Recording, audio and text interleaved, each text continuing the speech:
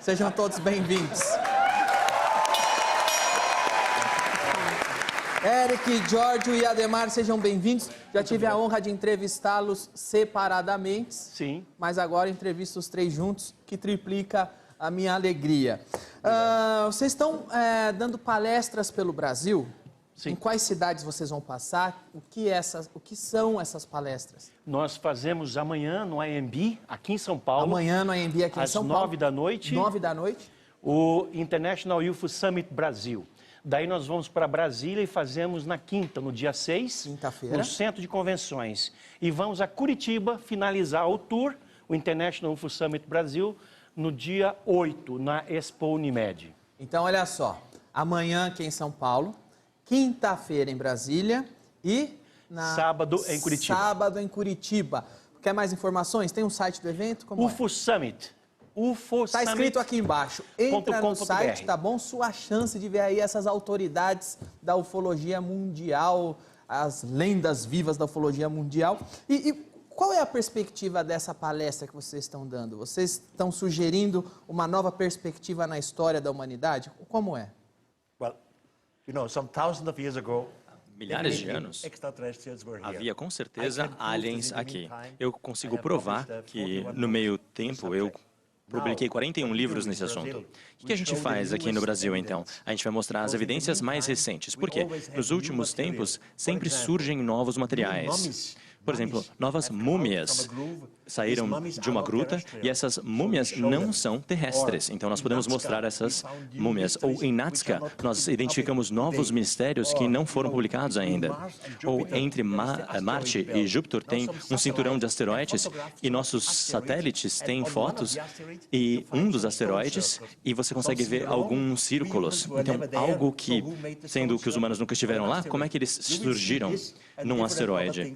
Então, tem esse tipo de coisa e mais outras coisas nos próximos dias, é isso aí. Eric, Giorgio, Adhemar, vocês são autoridades respeitados no mundo todo como autoridades da ufologia. Quando uma descoberta nova é descoberta por alguém, vocês são os primeiros a saber? Alguém liga, esse é o Eric que precisa saber, vocês não sabem o que eu encontrei aqui. Vocês têm informações privilegiadas? Nós recebemos informação do mundo inteiro, nós temos um networking funcionando. No Brasil, qualquer coisa que aconteça sobre ufologia cai na revista UFO, da qual eu sou editor, e a gente fica sabendo e dissemina essa informação para todos os lados. A mesma coisa acontece com eles e com outros ufólogos que fazem parte dessa network. Chegou nas nossas mãos, a gente passa para adiante para que a sociedade inteira se informe sobre os fatos que estão acontecendo. Desde quando os aliens visitam a gente? Vocês têm ideia Desde sempre. Da pré-história, por exemplo, sempre. Dinossauros? Nós temos casos de pinturas rupestres que são encontradas em cavernas, em paredões rochosos, como a encontrada em Valcamônica, algumas décadas atrás, que são pinturas que datam de 60 mil anos, que foram feitas pelos nossos ancestrais, retratando a passagem na Terra de seres extraterrestres. Giorgio, você acha que os ETs se interessaram pela Terra só quando o homem surgiu? Ou antes do homem habitar a Terra? Ou o homem é fruto do interesse dos ETs pelo planeta? Quando a tecnologia se desenvolve, você sabe qual planeta é ideal para a vida. Então é claro que os extraterrestres sabiam que havia vida nesse planeta. E eu também acho que os extraterrestres, embora a gente fale sobre astronautas e que estiveram aqui também no passado, nem todos foram embora. Sempre houve os observadores. Então, se você fala de ufologia hoje em dia, eu penso que alguns deles ainda estão aqui e eles ainda estão nos observando, porque nós somos a cria deles. Ok. Existem muitas fotos, muitos relatos, aliás, no livro do Eric, Eram os Deuses Astronautas, que são achados arqueológicos, que são representações do ser humano, representações artísticas do ser humano, retratando o que viram. Então, nós temos pinturas em paredes de seres humanos retratando OVNIs, retratando os astronautas. A gente tem muitos desses relatos e muitos desses achados arqueológicos. Mas existe algum achado arqueológico de um objeto que seria de um alienígena? Uma escova de dente, uma cueca que ele esqueceu, alguma coisa assim? Existe? Não. Nós nunca encontramos um objeto de um extraterrestre. Eu ficaria muito orgulhoso se eu pudesse apresentar um objeto desse para a comunidade científica. Mas o que nós temos? Milhares de indícios e indicações. Todo mundo na Bíblia fala do Ezequiel. O Ezequiel falou de veículos que desciam dos céus. Ele descreve o barulho, ele descreve as rodas, ele descreve as asas, ele descreve vários detalhes. Então nós temos essa descrição, mas não só na Bíblia. Nós temos também um livro chamado o livro de Enoque. O livro de Enoque é muito antigo. Foi escrito antes do grande dilúvio. Foi encontrado numa biblioteca há 800 anos, há 1800 anos.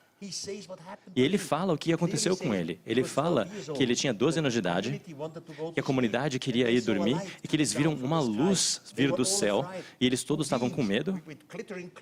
E seres com roupas brilhantes vieram até a vila e levaram o Enoque com eles para a nave-mãe. Eles ensinaram para ele a língua deles, eles ensinaram a escrita e depois ditaram para ele um livro. Aí o que falaram para o Enoque? Olha, homem, olhe pela janela. Está vendo aquelas luzinhas lá? Vocês, humanos, chamam de lua, mas a lua não tem lua própria. A lua recebe a sua luz e ele explica todos os detalhes de por que tem a lua cheia e por que tem a lua crescente. E ele explica para o Enoque, está vendo todas essas luzinhas aqui? Vocês, humanos, chamam de estrelas. Está vendo essa grande luz aqui? Vocês chamam ela de sol. Todas essas luzinhas são como um sol, como esse sol. E ele vai explicando que os planetas se movimentam em torno do sol também. Em 365 anos acontece isso com o nosso planeta. 365 dias, perdão. Então ele ensina todos esses conhecimentos para os humanos. Muito bem. O que o Enoque passou foi o que nós chamamos hoje na ufologia de uma abdução. E existem milhões de pessoas no mundo que já foram abduzidas, vamos dizer assim, nos últimos 50 anos. E os relatos são parecidos? São praticamente idênticos. Quando uma pessoa idênticos. é abduzida e relata, os relatos dela são semelhantes ao que o Enoque retratou no livro de Enoque? Sim, e são pessoas que não se conhecem, pessoas que moram em Nova York, no Haiti, na África. Para quem não sabe, o Enoque é um livro considerado apócrifo que não faz parte do cânon bíblico. Mas é um livro que não faz parte, mas que está aí para ser consultado. O trabalho do Eric, Eram os Deuses Astronautas, deu início ao diálogo entre os historiadores e os ufólogos. Vocês hoje são ufólogos por causa do trabalho do Eric?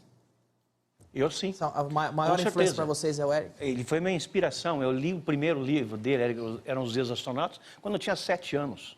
E de lá para cá eu não parei mais de ler tanto ele quanto outros autores.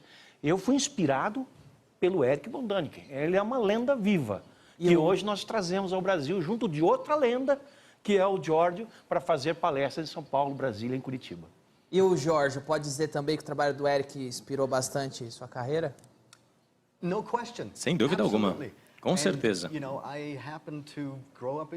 E eu cresci na Suíça, e ele também é suíço. Quando eu tinha uns 15 anos de idade, eu comecei a ir nas palestras dele, e estamos aqui hoje. Então, com certeza, ele é o meu grande mentor.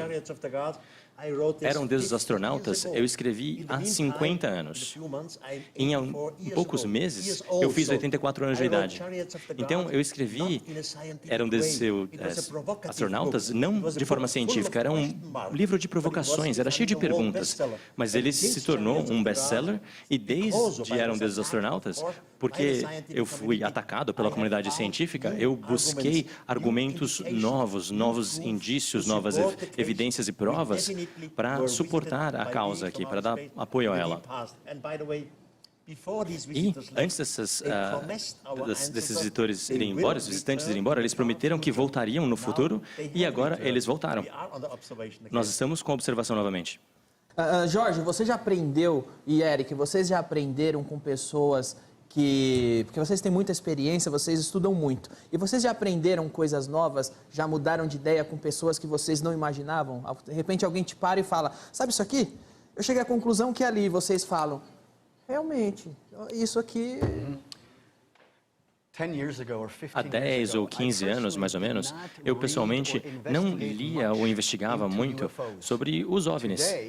Mas hoje em dia, eu acho que é uma das histórias mais fascinantes da humanidade. Há alguns anos, eu fui à Inglaterra com Ancient Aliens e nós investigamos aqueles círculos nas plantações. E tinha um grupo de pessoas, 7 pessoas, que criou um círculo com uma placa de madeira e aí eles foram andando e em 3 horas eles criaram um círculo na plantação.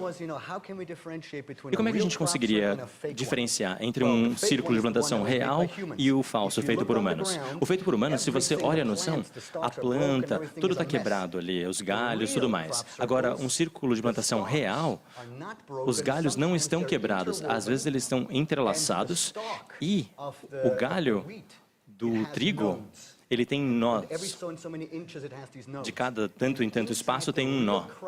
E nos círculos normais, os nós aumentaram de tamanho, em 300% até. E fora dos círculos, os nós ainda têm o tamanho normal. Então você me fala como é que isso acontece, porque não tem nenhuma explicação para isso. E isso é algo que você consegue provar. Nós temos agroglifos, os crop circles que ele fala, nós chamamos no Brasil de agroglifos, no oeste de Santa Catarina e em Prudentópolis, no Paraná. E nós fizemos uma descoberta muito importante para a pesquisa desse fenômeno no caso ocorrido em setembro de 2016. Na cidade de Prudentópolis. Nós colhemos amostras de plantas e de solo, de dentro do agroglifo, de diversos pontos, e de fora do agroglifo. E nós descobrimos que as plantas e o solo de dentro do agroglifo, depois que passados por uma análise microbiológica, não tinham vida biológica, microbiológica, ou seja, estava esterilizado. Como é possível isso? O que são esses Por que os ETs fazem isso? São marcas dos pés da nave? Não, são eles que descem e fazem? Não são marcas da nave. Eu tenho uma possível explicação. Os extraterrestres estão nos observando. Eles sabem exatamente como nós reagimos e como nós funcionamos, porque os tais deuses criaram o homem de acordo com a sua imagem. Eles sabem como nós funcionamos. E aí é claro que eles teriam a capacidade de aparecer num estádio de futebol e as câmeras estariam lá mostrando eles, mas todos nós entraríamos em choque. E aí, com a humanidade em choque, eles não vão conseguir fazer nada. Eles precisam da humanidade com sua sensibilidade. Então, eles não querem chocar a gente, eles querem nos preparar. E os agroglifos são uma das formas de, pouco a pouco, ir mostrando essas figuras gigantescas nas plantações. E eles sabem que os humanos são científicos e razoáveis, e eles buscam respostas científicas. E aí a gente encontrou alguns agroglifos falsos, como o Jorge acabou de explicar. Então a comunidade científica tem que questionar o que é que está acontecendo aqui. Temos fotos de agroglifos que foram feitas ali, em 1 minuto. De repente ele aparece. A comunidade científica chegou à conclusão, cedo ou tarde, eles estão chegando o que está acontecendo.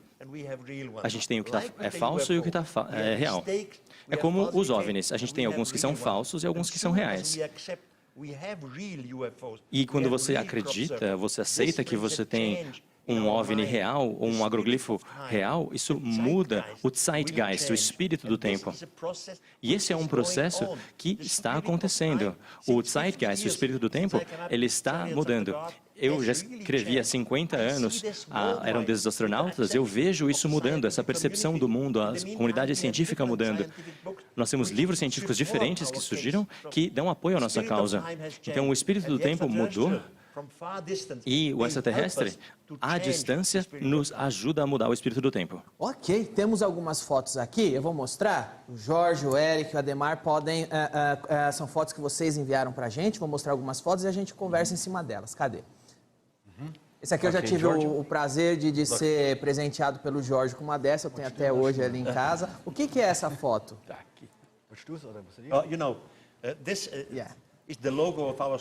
Esse é o logo da nossa sociedade. Temos uma organização internacional, que é a Astronaut Society, e nós usamos esse logo. Mas o original foi encontrado num túmulo na Colômbia, um túmulo muito antigo. Era um índio muito rico que tinha esse ícone aqui no seu colar. E o original está no museu em Bogotá e nós usamos ele como nosso logo. Em 1996, duas pessoas na Alemanha, Peter Belting, criaram um modelo, desse modelo que nós temos, colocaram uma engina dentro para parecer uma turbina de avião e voou. Essa é uma evidência por indicação. Ou seja, existe uma engenharia aerodinâmica, não é uma representação artística de uma cultura, existe um projeto aerodinâmico. Sim. Eles encontraram centenas de milhares de objetos de ouro